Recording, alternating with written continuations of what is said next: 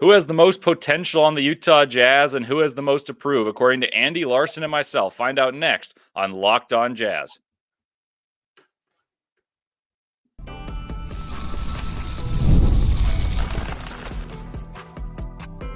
You are Locked On Jazz, your daily podcast on the Utah Jazz. Part of the Locked On Podcast Network, your team every day. Hello and welcome into Locked On Jazz. I'm Leif Thulin, excited to be filling in for David Locke as always on Locked On Jazz. You guys know me by now, but I'm a lifelong Jazz fan, credentialed NBA draft analyst for Locked On NBA Big Board, attendee of the 2023 and 2024 NBA Draft Combine, Jazz broadcast assistant the last 3 seasons, along with being a statistician, and I'll be back for year 4. Just got my schedule and I'm excited. And you know, you don't expect all the geeky numbers of usual that David Locke brings to the table to be gone, but expect a little bit of a different perspective talking about the X's and O's of basketball, and especially a large focus on the youngsters because I've watched way too much college basketball the last few years. And today I've got the pleasure of being joined by Andy Larsen, who fresh off vacation, always excited to talk to him. And we're going to talk about superlatives. Who's going to do this for the Jazz? Who's going to do what? So I'll open the question up to you guys. And thank you for making Locked On Jazz your first listen each and every day at YouTube or wherever you guys listen. But the question today, the best way to help us grow is comment. So I'm going to ask you guys the question. Who do you think has the most potential for the Jazz? Andy and I will discuss that next, right after I tell you guys a little about FanDuel, which is our sponsor for the show today. Now through September 22nd, all FanDuel customers can bet $5 and get a 3-week free trial on NFL Sunday Ticket from YouTube and YouTube TV. So visit FanDuel.com to get started. And that's where we'll lead in. Thank you so much for joining me fresh off your trip. And we're back talking the Jazz. It feels good. Yeah, it does. It feels like there's been a lull here. It's been excited about other sports and whatnot. But look, Jazz season's coming up, right? Media Day is September 30th. We've got a couple weeks here to prepare for what is going to be the season to come for the Utah Jazz. Yeah, and that's the fun part is I feel like we've exhausted so many narratives of this player has done this. This was the summer league. Cody Williams looked good. Kyle Filipowski looked good. Are we concerned about Collier's turnovers? Oh, Lauri Markkanen's back. Talk about that. So now I'm going to open it up to the entire team, and we're going to play a little game of almost like high school yearbook superlatives, except about this year's Utah Jazz and how it factors into the future, because I think most of us understand that the Jazz aren't going to be among the better teams in the NBA. They're going to be among the worst teams in the NBA. So what players have the most to prove? What players have the most potential? And then our own interpretations of what those questions mean. So the first segment, let's talk about potential. I asked the question in my previous episode, which player on the Utah Jazz is the most likely to represent Team USA in the Olympics, if any? I know Lauri would be the obvious answer for Finland, or maybe Clarkson for the Philippines. But the way I answered it was about potential and how you may not be a superstar level player to play on that team, but you need some role players like a Derek White and a Drew Holiday, those type of players. And I came up with Cody Williams, and I said my piece was I think he's got the most potential on the Jazz to fill the star in the role type of role. And so I'll just open up to you, however you want to interpret it. Who has the most potential on the Utah Jazz? Yeah, look, if I'm picking like who has the highest ceiling on the Jazz, I still think it's probably Lauri Markkanen, which I know, he's 26 or whatever and probably near his prime. And this is probably the Lauri that we get for, the rest of his prime. But look, I still pick him. But, if we go young players and make this more interesting, I'm going to choose Taylor Hendricks still. And I know that is tough given what we saw. I think it was a difficult summer league for him. And it was a relatively difficult rookie season, or, at least one where he didn't play a lot. But in terms of athleticism, he still has more athleticism than anyone, including Cody Williams, who I don't think is like a star athlete by any means. I think he can move his feet well, but Cody's a slithery athlete rather than an explosive athlete in the way that Taylor Hendricks can be, that we see in his rim protection, in his finishing around the rim, and kind of the best of cases and so on. Now, Taylor has so much to work on, right? Like, he has very low basketball IQ for the NBA right now. He's not a great shooter in any situation besides spot up. He doesn't have ball handling right now nearly at all. You go down the list, and it is a long list of Taylor Hendricks flaws that I think, you have to be really concerned about.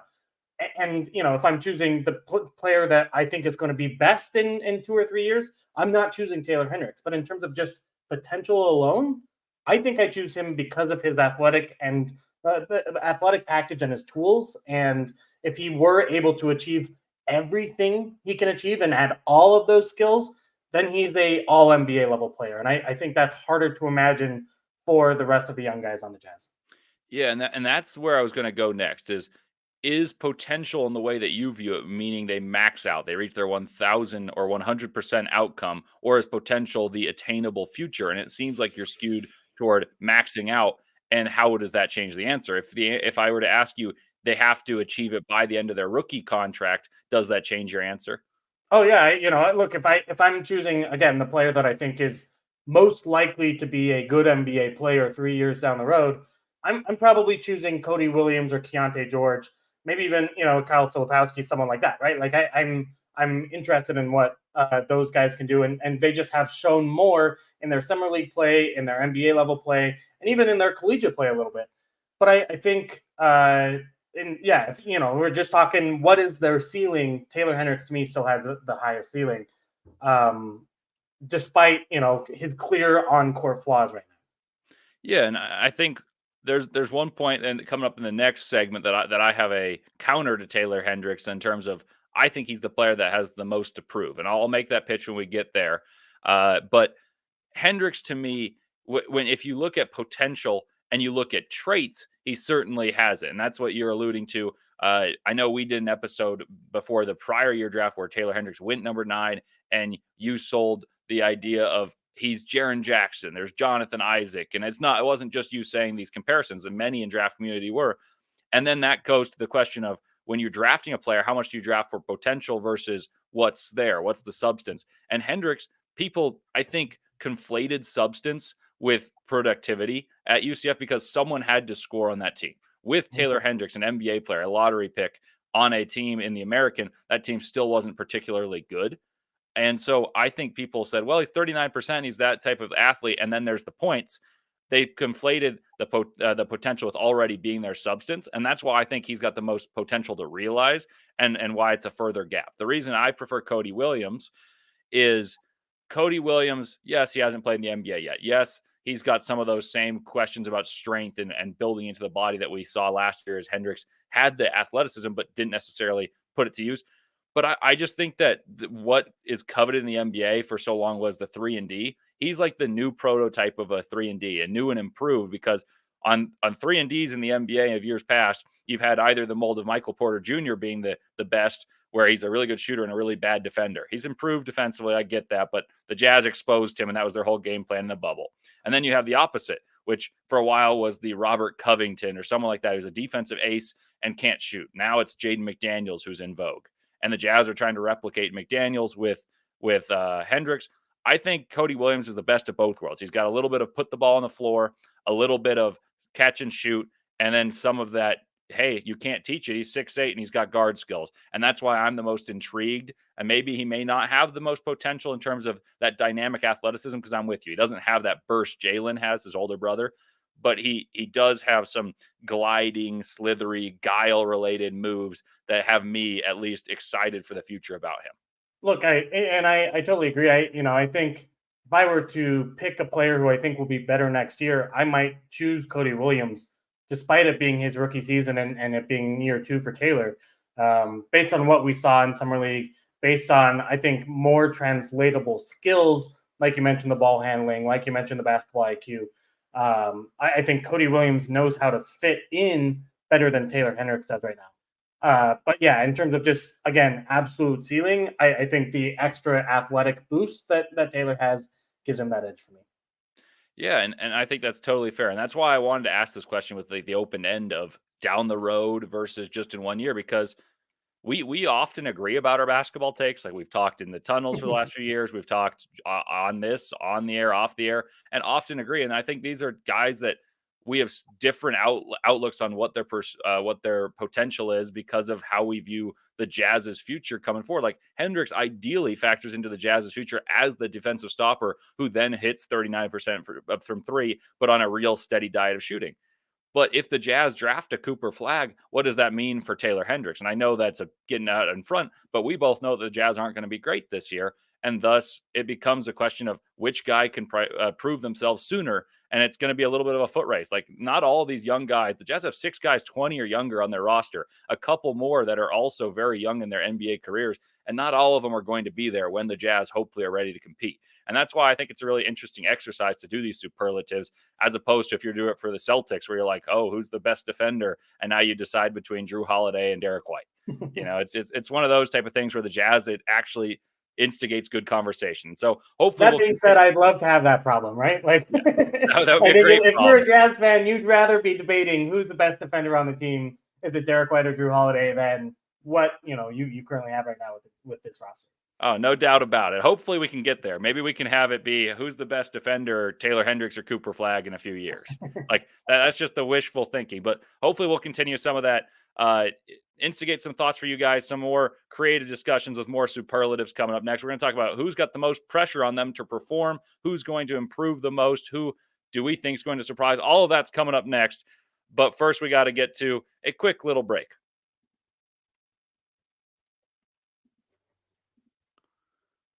So you've heard us talk about FanDuel all the time, America's #1 sports book, and it's fabulous. Now you can look at how many wins the Jazz will get and take a look at the odds of each game if you're so inclined, and that's all right there, but so is this. We'll have something a little different for you. Now through September 22nd, all FanDuel customers can bet $5 and get 3 weeks of free NFL Sunday ticket from YouTube and YouTube TV.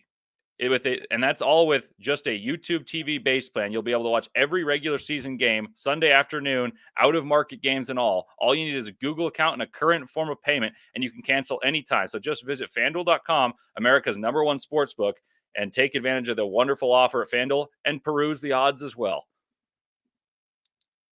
And also, let me tell you guys about Murdoch Hyundai, that is. Murdoch's have been in Utah for over 80 years. Hyundai's the best car for your money. It buys you happiness if you get yourself a Murdoch Hyundai.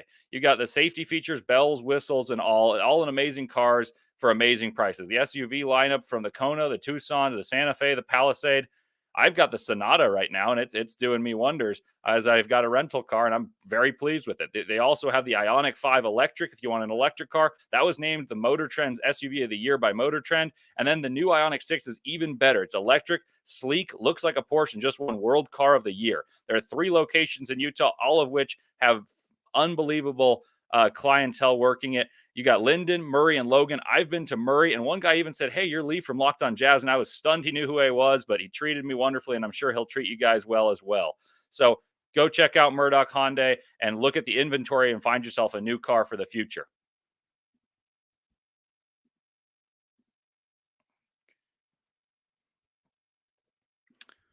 Thank you guys for making Locked On Jazz your first listen of the day. For your second listen, enjoy Locked On NBA podcast. There is no offseason in the NBA, and Locked On NBA provides daily basketball analysis from national and local experts in 30 minutes or less. No one keeps you as informed or as entertained as Locked On NBA. Available on YouTube or wherever you get your podcast. Part of the Locked On Podcast Network, your team every day. Welcome back to Locked On Jazz. I'm Leif Thulin, joined by Andy Larsen, who was kind enough to join me fresh off of vacation and talking Jazz basketball. It's always fun for me to talk with Andy, and I'm hoping you guys like this little discussion-based, maybe even debate-based on this one, podcast, as opposed to just the informative stats of usual that I typically bring. So I alluded to it. For me, the most pressure is on Taylor Hendricks this year because the Summer League didn't look good. I've said numerous times that I worry that Hendricks at time is theoretical. What I mean by that is he's long, he's athletic, he shot 39%. He's got numerous athletic comparisons that are in the upper echelon of the NBA athletic pyramid. But how real was it? He only contributed for the final 2.5 months, essentially, for the season. His numbers boosted up the shooting percentages in the last month and a half, where he shot 55% on a steady diet of really good shots. Well, you can't shoot 55% on tough shots. And before that, he was still getting good shots and only shot 30, and that's why it met in the middle at 39%. So my guy with the most to prove is Taylor Hendricks, because I want to see that it's more than just he's long, he's athletic, and he has some touch on catch and shoot. I want to see, like Andy said, that if those athletic traits can meet into substance and say, I'm a great defender, rather than just saying, I've taken the challenge regarding Luka and I emulate Jaden McDaniels, I study the film. That's who I think has the most to prove. And I think he's among many. The Jazz have a ton of players with a ton to prove, and it's going to cause a lot of rotation changes. Who's going to play with whom? But Andy, I'll turn it over to you. Who do you think has the most to prove on the Utah Jazz in the 2024-2025 season? Yeah, look, when I think of this question, two big names come to mind, and both are young guys. I think Taylor has the length, has the, again, athletic profile that he's going to get a lot of chances. And I think the team drafted him knowing that, he was 2 years away. And, I think you see players of his ilk just get chance after chance with, other teams even. I think it's harder for a guy like Keontae George, who I think is going to play a ton of minutes, probably as the Jazz's starting point guard again next year, and needs to show that he can be a positive NBA player. I think, the turnovers are fine in year one and a little bit less fine in year two. And the shot making and shot missing is kind of in the same boat. But most importantly, the league chews up smaller players, right? And you think about Jared Butler, for example, looked okay in his rookie year. Obviously didn't get a lot of playing time, but then is nearly out of the NBA now and is on the fringes of rotations. And like, if this goes badly for Keontae George, there is like a Trey Burke downside here. Now, I don't think that's likely to happen, but I do think there is significant pressure because not only is his career at least a little bit at stake in there, but like the future and how the Jazz are playing and whether or not the season is productive is at least on his shoulders a little bit because he is the team's point guard, right? And I think we saw over the last 6 weeks, 2 months of last season, kind of a wasted last third of the year because they couldn't get into their stats very well. They weren't playing good offense. They weren't playing good defense. And there wasn't a lot of growth there. And if Keontae is the same player that we saw at the end of last year, and it shows some of those same words he also kind of showed in summer league too, I think there's, it could go poorly. And so I think maybe there's kind of a lot of pressure there. I have one other player, but I'll let you react to that first. Well, so that's interesting because Keontae is one of the guys that I think has a lot to prove, but a little less pressure on him. So I know that was my prompt, but it's, to me, it resonates differently because the pressure that is put on Keontae is because of the scrutiny he receives for Danny Ainge saying, we don't know if he's the point guard of the future. Mm-hmm. And so that's why I think there's pressure from fans, but I think from the Jazz perspective, it's everything and more if he can be point guard, but it's not a disaster if he cannot, because then there's one in the future. Whereas I would have said and one thing that resonated with me is you said the league choose up small guards. Well, the small guard who's certainly not a point guard, in my opinion, is Colin Sexton. So he's got a lot to prove that last year's top 30 offensive season was more real than those years before where you would say, oh, those stats were great, but it didn't matter in Cleveland. I think it was, but you have to prove it's for winning teams down the road. So it's interesting that you went to the point guard perspective because I think it's a foregone conclusion now that Sexton's not a point guard and Keontae has that possibility of being one. And I like that perspective. There is more immediate pressure from that perspective. I just don't think it's as dramatic of a downside as there would be for Hendricks or even maybe like a Walker Kessler, who obviously we saw the highs of the highs his rookie year. His sophomore year, he had the sophomore slump, and that's putting it kindly, where he lost his confidence, he lost his favor in the eyes of the coaching staff, and now there seems to be some sort of meeting in the middle where Kessler believes, hey, I can play better and I'll fit my role. And the Jazz coaching staff says, yeah, maybe we should prioritize Kessler's growth as opposed to John Collins' contentedness. And that's my outside perspective. But those are the other guys that weren't in discussion. But Keontae hadn't really crossed my mind in that way. So I appreciate that perspective. Yeah. And I'll say Walker Kessler was the other guy kind of on my mind as a guy where there's a lot of pressure. And in terms of, frankly, like he believes he is a better player than the Jazz coaching staff believes that he is. And I think kind of bridging that gap will require him to play better. I think there is a real chance that he is a starting caliber NBA center for the next 10 years and has, a really, really solid career. I do think he is a top 5 rim protector in the league. And I think that's frankly more valuable than the Jazz's coaching staff realizes. But I don't think that he has the offensive skill set yet, and clearly, needs to develop that, or at least get back to the player that he was in his rookie season, where he was finishing better around the rim, was a little bit more controlled. And look, that's a lot easier. That's a lot easier when you have the players that Walker was able to play with in year one.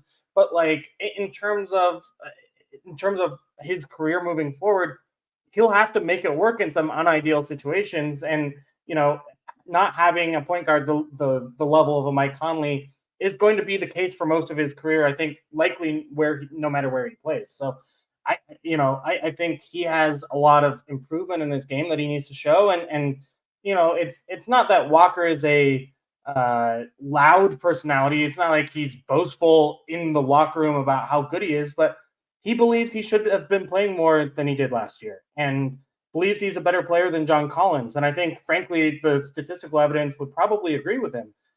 Now you need to kind of put up the numbers and put up the production to make that gap really clear for everyone. Yeah, and that's the pressure that I refer to as pressure for the Jazz to want to keep you for when they are really good. And that's why I think the Kessler and Hendricks were the two that I would have identified with the most pressure and the most to prove, because I think they go hand in hand, as opposed to the way I perceive Keontae's pressure is from largely of, if he's not the point guard, at least he can fall back and be a shooting guard, because that's what he was for every year of his basketball life until last season, midway through. And that's why I think it's a really interesting discussion. I think from the Jazz perspective of fans, they probably think Kessler's got the most pressure because he went from all rookie team, all on the USA training camp, to playing in the summer league. You don't see that reversal very often. So we'll continue this discussion a little bit, as well as discuss maybe the biggest surprise, who's going to overachieve, who do we think is going to underachieve if we have to pinpoint that, and maybe continue more about this aspect of perceived pressure from the fan base versus the front office. But first, a word from BetterHelp.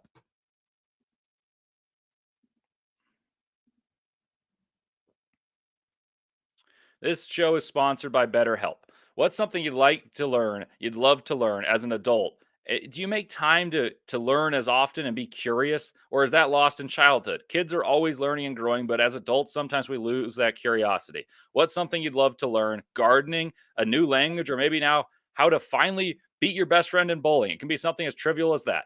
Therapy can help you reconnect with your sense of wonder, because your back to school era can come at any age. It's helpful for learning positive coping skills and how to set boundaries. It empowers you to be the best version of yourself, and it isn't just for those who experienced a major trauma. If you're thinking of starting therapy, give BetterHelp a try. It's entirely online, designed to be convenient, flexible, and suited to your schedule. Just fill out a brief questionnaire to get matched with a licensed therapist, and switch therapists at any time for no additional charge should you not click or gel with the first therapist. No additional charge, and maybe it'll be better for you, and maybe not. And even if it's not, then you got another chance as well, and hopefully they can help you there. Rediscover your curiosity with BetterHelp. Visit betterhelp.com/lockedonnba today to get 10% off your first month. That's BetterHelp, HELP.com/lockedonnba.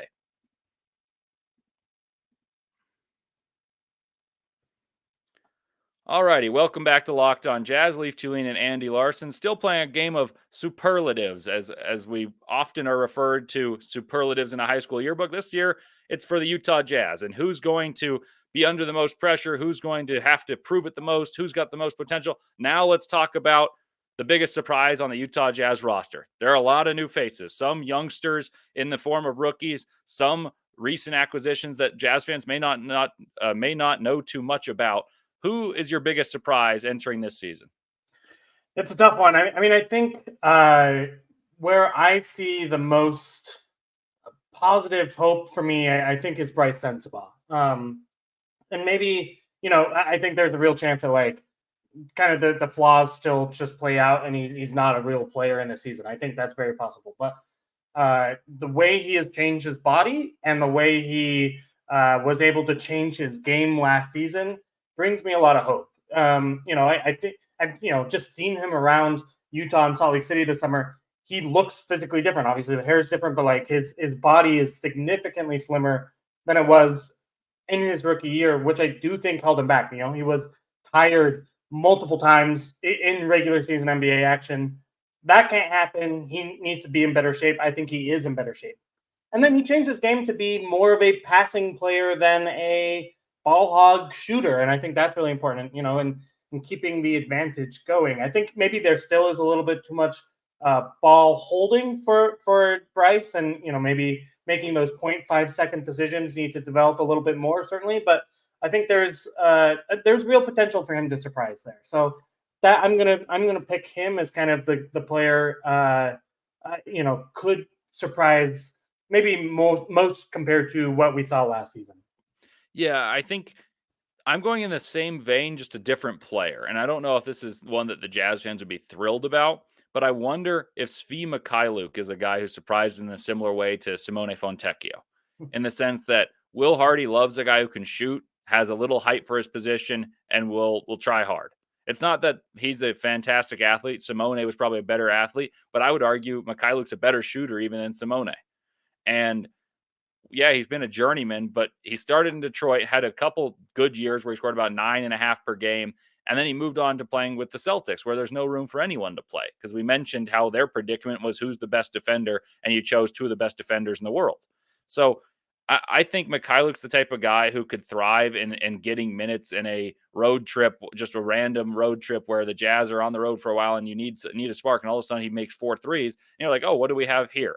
And Jazz fans, the reason I say surprise is I consider Jazz fans to be very educated about their team. They care a lot, but he's just someone they don't know as much about. Whereas Sensabaugh, I think it would be a more pleasant surprise for Jazz fans in the sense that, oh, that means he figures into the future. I just don't know what the playing distribution will be. I think there's almost going to be more cruel surprises than pleasant ones this year, in the sense of, well, who's going, if Sensabaugh is really good, does Cody Williams or Isaiah Collier play? If Mikhailuk's good, does it stunt Sensabaugh? What about Juzang? And so I'm glad we both took it the optimistic route, but there is definitely something to be said about the pessimistic route of, there's a lot of faith that Jazz fans and the Jazz front office have to have in their youthful pieces to get this season to be not a wash and a complete waste, and have internal growth, even if the season means the Jazz are going to be top 5 in the drafting odds. Yeah, and maybe this, and I think listeners of Locked On know, because I think David does a good job of kind of explaining just how rare it is for young players to play well. But look, the failure rates are huge here, and lottery players fail all the time, and players certainly at the end of the first round and second round fail all the time. Like Isaiah Collier, realistically has a 30% chance of working out as an NBA player. You know what I mean?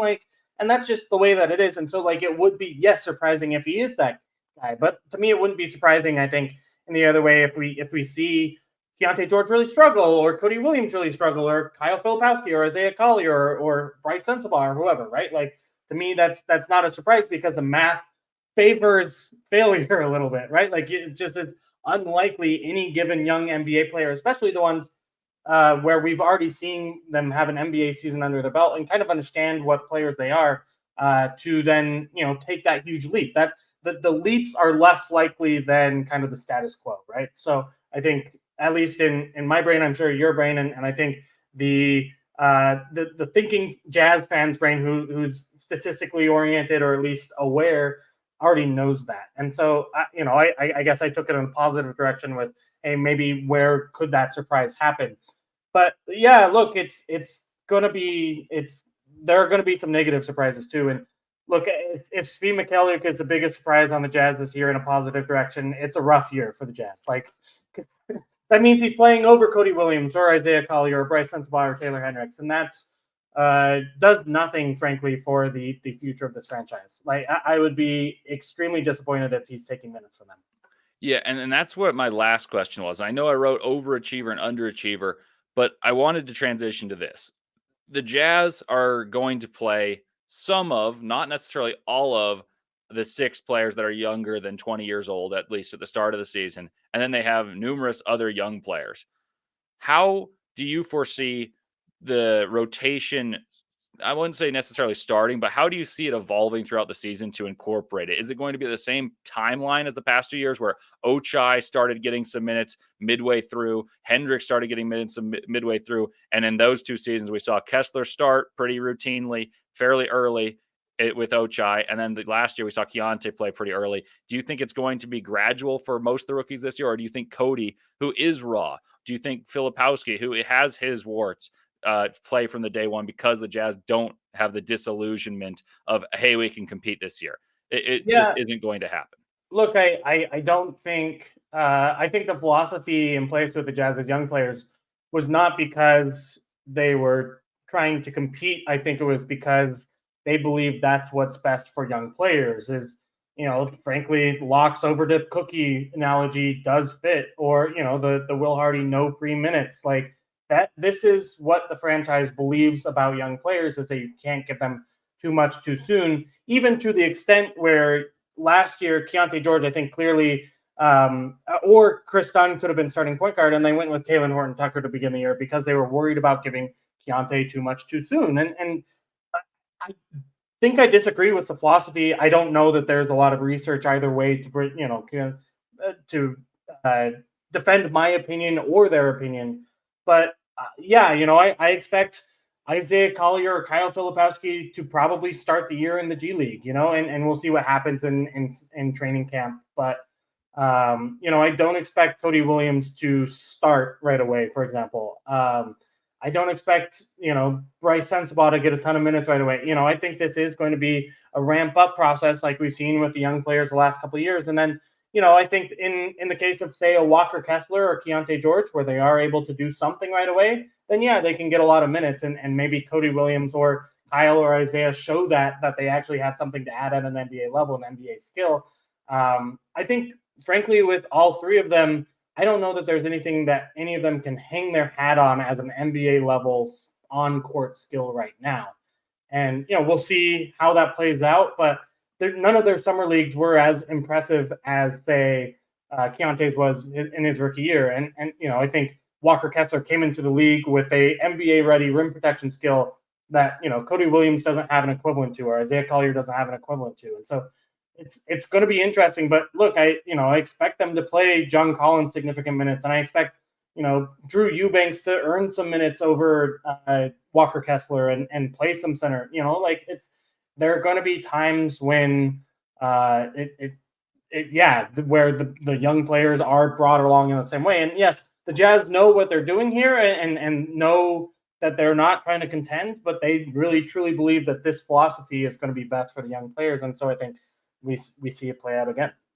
Yeah, and I think this year the reason I have more faith that you'll see all of the rookies sooner than you've seen all of the rookies in the previous years is the schedule is so hard to start the year that there's going to be games that you cannot win. Like I went through the entire schedule, and I honestly I used your spreadsheet you tweeted out that was just 1 to 1 to 1. I just went on through it, and then I talked about your philosophy or your article that was Will Hardy's philosophy about no free minutes. And I was like, yeah, there's no free minutes, but you're going to need minutes because you're going to be on the road for all of December. So I think because there's just minutes to be had, injuries occur in the NBA, you're going to see all the rookies get a chance by December because the Jazz are going to be favored in quite literally 1 or 2 games, barring significant injuries to the opponents from day 1 till December 28th.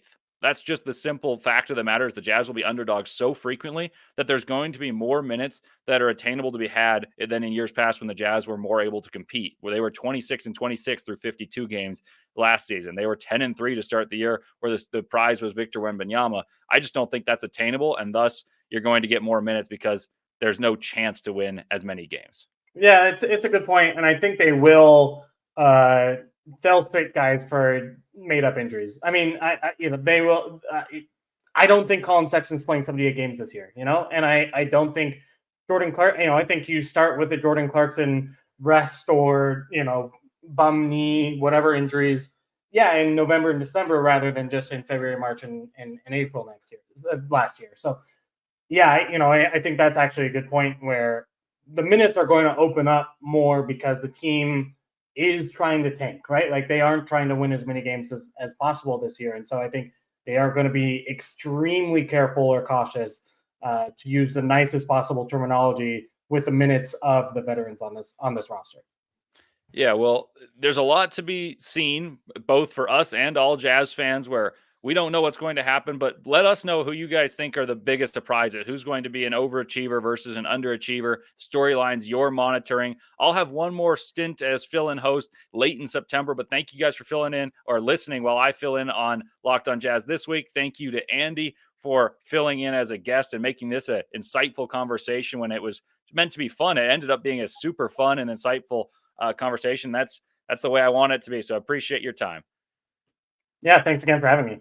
And thank you guys for listening. Thanks for making Locked On Jazz your first listen today. Now go check out Locked On NBA podcast, where the season never ends, providing national expertise with a local perspective. You can find the link to Locked On NBA in the description, so you don't need to search. Part of the Locked On Podcast Network, your team every day. As always, thanks you guys for listening, and go Jazz.